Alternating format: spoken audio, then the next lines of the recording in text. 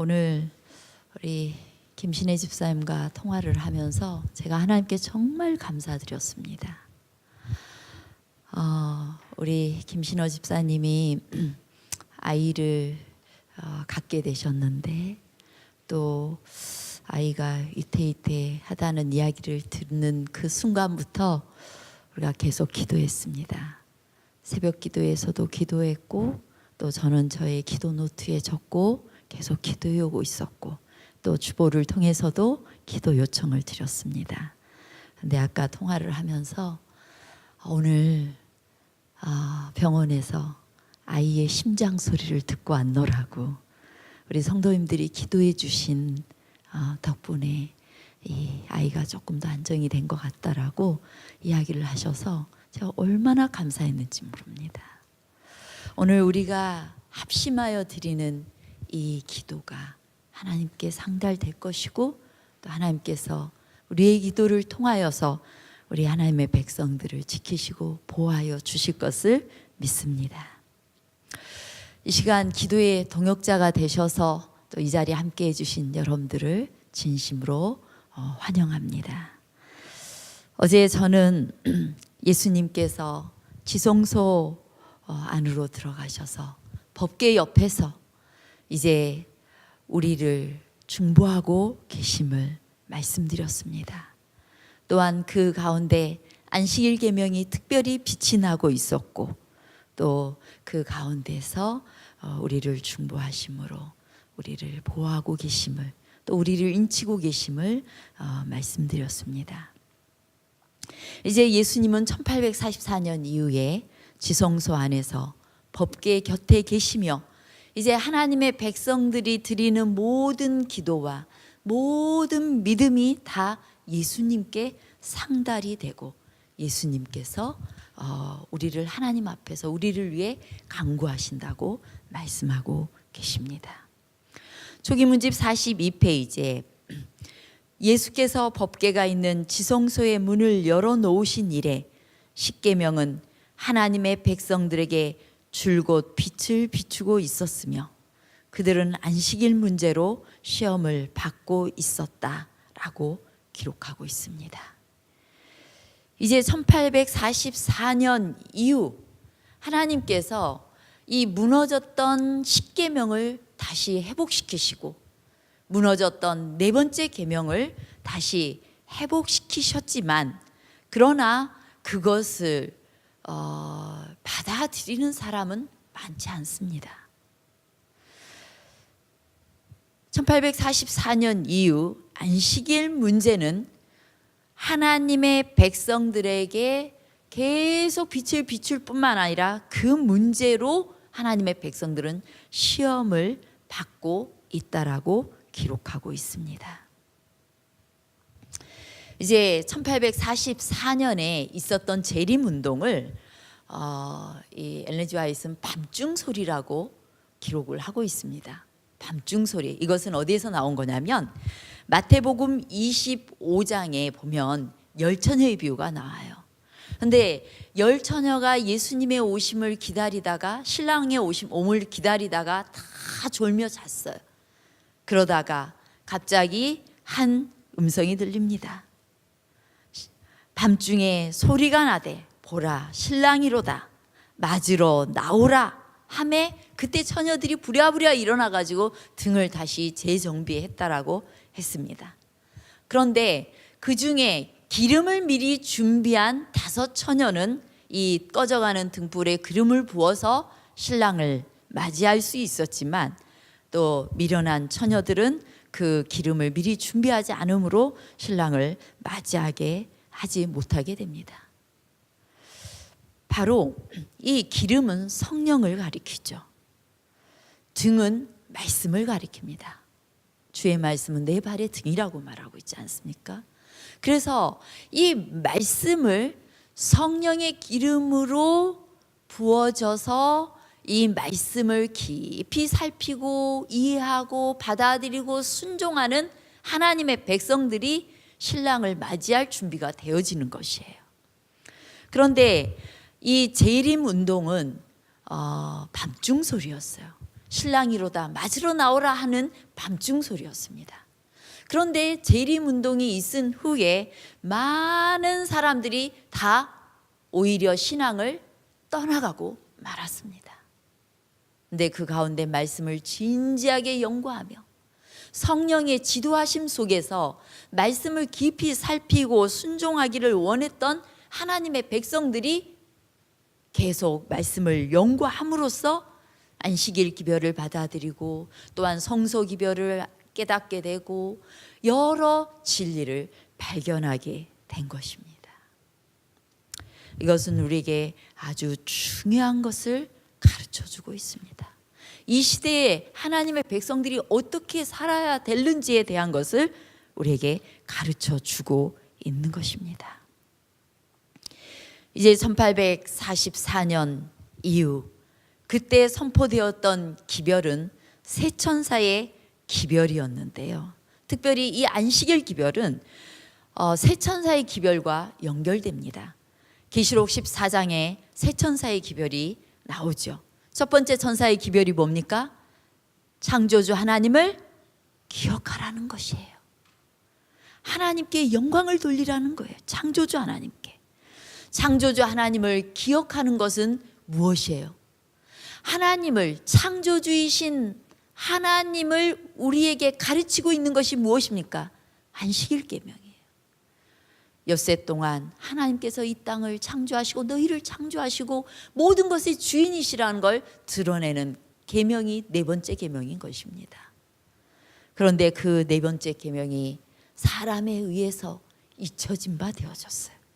그러나 재림운동 이후에 안식일 계명이 다시 회복됨으로 인하여서 이제 창조주 하나님을 기억하고 그에게 돌아가도록 하는 운동이 펼쳐지게 된 것입니다. 그리고 바벨론에서 나오라는 것이 두 번째 기별이었죠. 바벨론에서 나오라. 혼잡한 것, 이 사람의 계명이 섞여져 있는 그 상태, 세속화된 상태, 하나님의 것과 인간의 것과 이것이 혼합되어 있는 그 상태에서 나오라는 것이에요.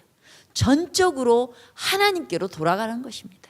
신앙의 방식도 이제 내 편한 대로 조금 하다가 하나님도 찾았다가 그 다음에 내 편한 대로 세상도 찾았다가 이렇게 사는 그런 혼잡한 상태에서 나와서 전적으로 하나님 중심적인 삶을 살도록 하라는 것이 이 둘째 천사의 기별입니다. 세 번째 천사의 기별은 뭐예요? 짐승의 표를 받지 말라는 것입니다. 그것은 다른 말로 말하면 하나님의 백성으로 인침을 받으라는 기별이에요. 이 모든 것들이 다 안식일 계명과 연결되어 있고, 안식일 계명은 단순히 어제 제가 잠깐 말씀드렸지만 단순히 엿새 동안 살다가 일곱째 날 예배당에 와서 예배를 드린다, 이 개념보다 훨씬 더 깊고 큰 것입니다. 안식일을 기억하여 거룩히 지키라라는 이 계명은 수고하고 무거운 짐진 자들아 다 내게로 오라, 내가 너희를 쉬게 하리라는 말씀과 연관이 되어 있어요. 우리가 하던 거, 우리가 하던 모든 근심, 우리가 하던 염려, 우리가 하던 의지, 또 우리의 생각, 이 모든 것 다 내려놓고, 우리의 마음속에 있는 불안과 염려 모든 것 다 내려놓고 주님 앞에 나와 어떤 상황에 있든지 주님께서 주시는 안식 속에 거하라는 거예요. 아, 내가 이렇게 할까 저렇게 할까, 내가 이 방식으로 하면 하나님을 떠나서 눈 잠깐만 감으면은 손해를 안 보고 이익을 볼 건데, 이런 생각에서 하나님, 세상적으로 생각할 때는, 인간의 생각으로는 그것이 맞지만 제가 저의 생각을 내려놓습니다. 그리고 하나님의 생각대로, 하나님의 뜻대로 믿음으로 순종합니다. 저를 도우소서. 이러한 삶이에요.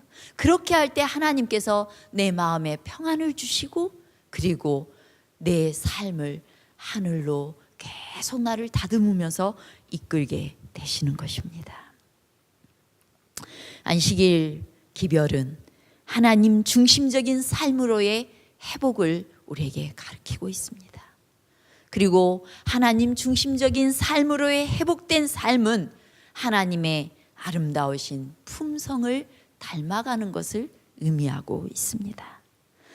그래서 이 신의 성품에 참여하는 단계를 베드로후서 1장 4절로 11절에는 아주 우리에게 자세하게 설명하고 있는데요. 베드로후서 4장 1장 4절부터 11절에 있는 말씀을 제가 잠깐 읽겠습니다. 이로써 그 보배롭고 지극히 큰 약속을 우리에게 주사 이 약속으로 말미암아 너희가 정욕 때문에 세상에서 썩어질 것을 피하여 신성한 성품에 참여하는 자가 되게 하려 하셨느니라.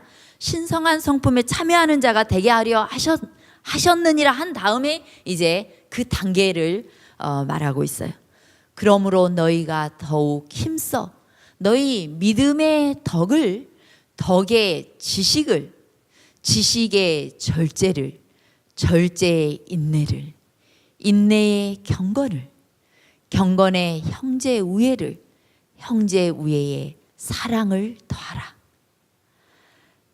이런 것이 너희에게 있어 흡족한즉 너희로 우리 주 예수 그리스도를 알게 게으르지 않고 열매 없는 자가 되지 않게 하려니와 이런 것이 없는 자는 맹인이라 멀리 보지 못하고 그의 옛죄가 깨끗하게 된 것을 잊었느니라.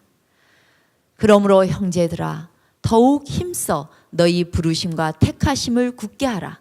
너희가 이것을 행한즉 언제든지 실족하지 아니하리라.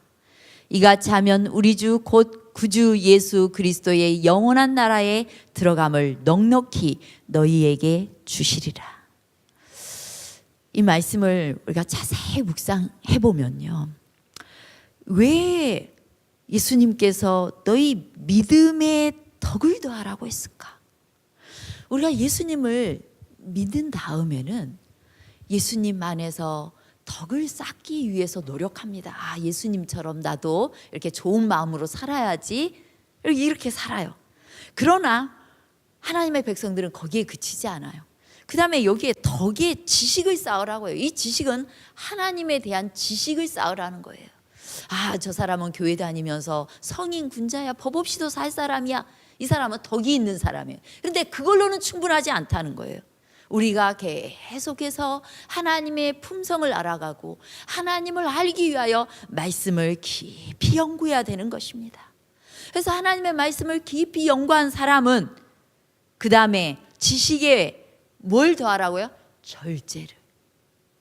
절제는 내 생각을 하나님의 말씀에 못 받고 하나님의 말씀대로 나를 이렇게 절제하는 거예요. 훈련하는 것이에요. 훈련하는 삶을 매일매일 하는 것이에요. 그렇게 예수님 앞에서 나를 훈련하는 삶을 언제까지 해야 되냐면 인내로써 해야 되는 거예요. 절제의 인내를, 그리고 인내의 경건을 더하라고 했어요. 인내하면서 정말 경건하게 살도록 그렇게 나를 예수님 앞에 드리는 것입니다. 그러다 보면 그 경건한 사람들의 특성은 뭐냐면 형제들과 아주 평화로울 뿐만 아니라 형제를 용서하고 사랑하고 우애한다는 거예요. 그래서 이 하나님의 뜻대로 살고자 하는 참된 그리스도인들은 그의 삶에서 이러한 열매들이 맺히는 것입니다. 형제의 우애의 열매가 맺혀져요. 그래서 누구든지 그의 곁에 가기를 좋아하는 것입니다. 그 형제의 우애에 사랑을 더하라. 바로 십계명, 계명의 완성은 사랑이라고 하지 않습니까? 그래서 하나님의 품성이 또 사랑이에요. 그 사랑이 농축되어 있는 것이 계명이고, 또한 우리는 예수님 앞에 나를 이렇게 훈련할 때에 주님께서 우리 안에 신의 성품인 사랑을 완성시켜 주는 것입니다. 그래서 이 1844년 이후 이 예수님께서 지성소 안에 계시는 동안 계속해서 하나님의 백성들을 이렇게 우리를 성장시키시고 우리를 정결하게 하시기를 원하고 계시고 그 일을 하고 계시는 것입니다. 그런데 사단은 이 일을 방해하려고 합니다. 사단은 먼저 참 안식일을 알지 못하고 지키지 못하다가 소망 안에서 잠든 그리스도인들에 대해서 언급해요. 그러면서 그들이 참 안식일을 지키지 않았는데 우리한테도 안식일 문제는 별게 아니야. 그것이 우리에게 시험거리가 될 수는 없어라고 주장을 합니다. 그로써 사단은 이 안식일을 아주 아무것도 아닌 것처럼 취급하게 만들려고 애를 써요. 초기문집 43페이지에 이렇게 말합니다. 사단은 이 인치는 시기 동안 하나님의 백성들의 마음을 현대 진리에서 돌이켜 그들이 흔들리도록 하기 위하여 온갖 계략을 다 쓰고 있다. 하나님의 백성들이 하나님의 말씀, 이 현대 진리에 충성되게 서 있는 그 일에서 머뭇거리고 멈추고 뒤로 물러서게 하기 위해서 온갖 수단과 방법을 가리지 않고 우리를 세속화하게 만들고 또한 온갖 이 어떤 그 이설로 우리를 유혹하게 될 것입니다. 그리고 사단이 가장 많이 쓰는 것이 뭐냐면 강신술이에요. 강신술을 통해서 성도들까지도 미혹하게 될 것인데 강신술이 점점 보편화되고 있습니다. 우리가 강신술 하니까 뭐 특별한 건가 하지만은 요즘 많은 드라마가 뭘 취급해요? 영혼이 살아서 뭔가 교통하는 문제를 취급합니다. 그래서 어느새 우리에게 영혼이 있다라고 믿게 만들어요. 그렇게 믿는 것은 또 우리를 어디에 노출시키냐면 영과의 교제에 노출시키게 되는 것입니다. 그래서 심지어는 이 성직자들을 통해서도 사단은 일을 하는데요.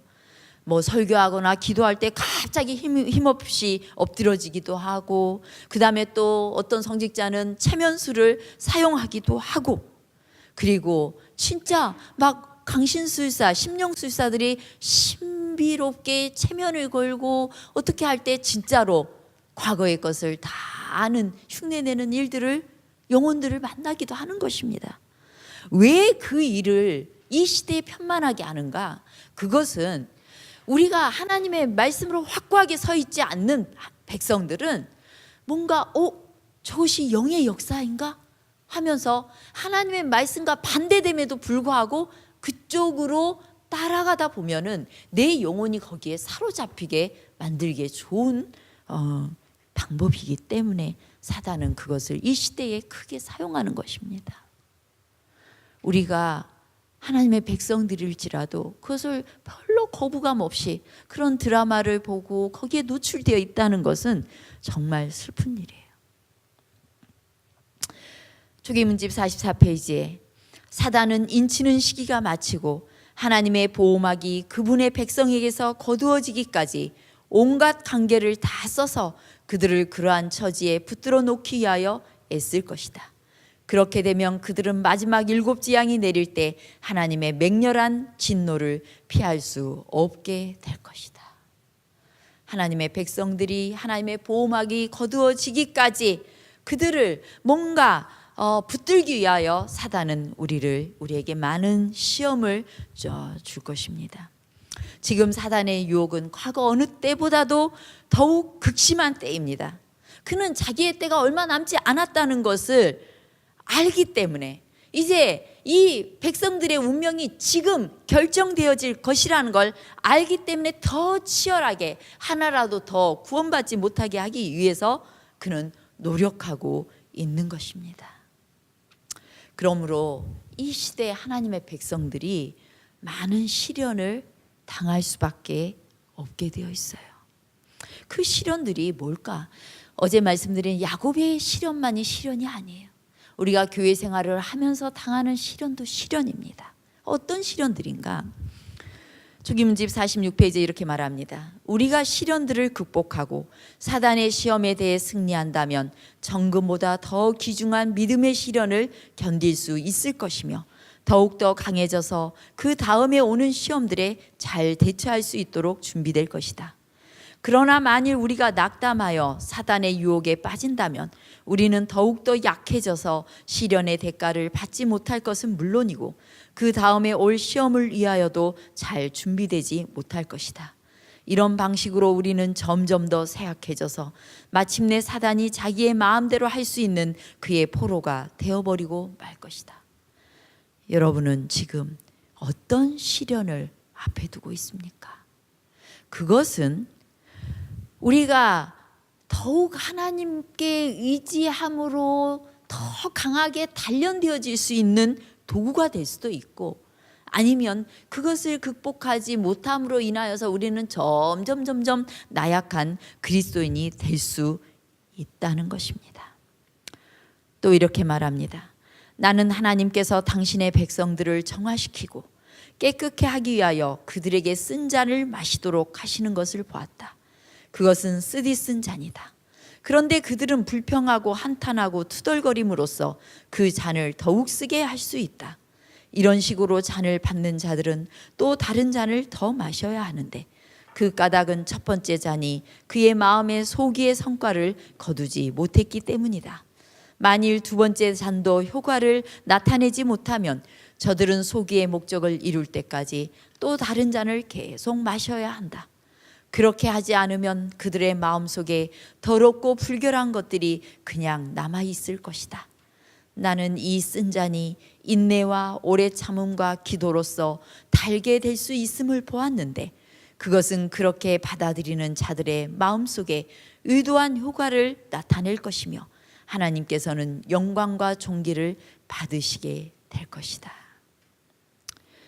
여러분, 우리가 교회 생활하면서 어떤 시련 속에 직면하게 될 때에는 하나님께서 나를 정결케 하기 위하여 허락하신 시련임을 기억하시기 바랍니다. 그것을 주님 앞에 가지고 가시기 바랍니다. 그리고 어떠한 경우에라도 주님의 뜻대로 순종하기로 작정하시고 나를 하나님께 내어드리시기 바랍니다. 내가 주님의 말씀을 거역하는 일이라면, 불순종하는 일이라면 하지 않겠다라고 결심하시기 바랍니다. 그렇게 되면 주님께서 그 쓴 잔을 달게 하실 것이고 그 가운데 하나님께서 우리와 어떻게 함께하고 계시고 우리를 어떻게 승리로 이끄시는지를 알고 하나님을 찬양하게 될 것입니다. 그러할 때 하나님께서 영광을 받으실 것입니다. 그러한 일이 있을 때 하나님께서 우리를 신의 성품에 참여하도록 훈련시키시고 우리를 주님의 아름다운 성품으로 다듬으실 것입니다.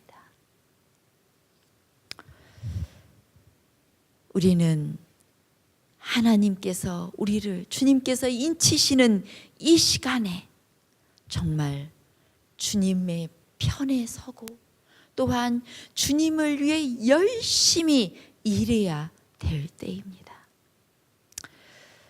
우리는 질서정연한 생활과 경건한 대화를 통해 우리 예수님과 함께 살아왔다는 사실, 그리고 지금도 그분의 온유하고 겸손한 추종자임을 우리의 삶으로 보여줄 수 있어야 되겠습니다. 우리는 낮 동안 열심히 일해야 됩니다.